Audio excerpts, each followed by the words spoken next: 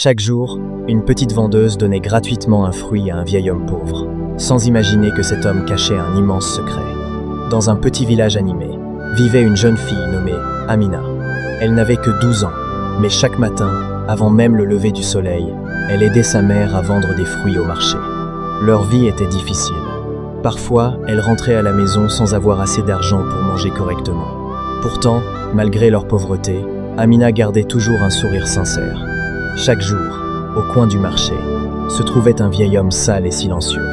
Ses vêtements étaient déchirés, ses chaussures presque détruites, et personne ne voulait s'approcher de lui.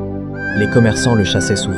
« Va-t'en d'ici, vieux fou, tu fais fuir les clients. » Mais Amina ressentait de la peine pour lui. Un matin, elle prit discrètement une banane dans son panier et la tendit au vieil homme. « Tenez, grand-père, mangez un peu. » Le vieil homme leva lentement les yeux vers elle, surpris. « Pourquoi tu me donnes ça, petite ?»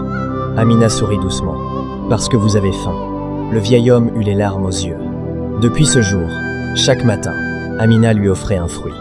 Parfois une orange, parfois une mangue, parfois juste une petite banane. Même quand les ventes étaient mauvaises, elle partageait toujours quelque chose avec lui. Avec le temps, le vieil homme commença à attendre Amina chaque jour. Ils parlaient souvent ensemble. « Pourquoi tout le monde vous évite ?» demanda un jour Amina. Le vieil homme sourit tristement. « Parce que les gens voient mes vêtements, mais pas mon cœur. » Ces paroles restèrent gravées dans l'esprit de la petite fille. Puis un matin, le vieil homme ne vint pas. Amina regarda partout dans le marché. Le lendemain non plus. Une semaine passa, puis 2. Le coin où il s'asseyait restait vide. Amina ressentait une étrange tristesse. « J'espère qu'il va bien », murmurait-elle chaque soir. Un après-midi, alors qu'elle aidait encore sa mère au marché, plusieurs voitures noires s'arrêtèrent brusquement devant leur petite table. Tout le marché se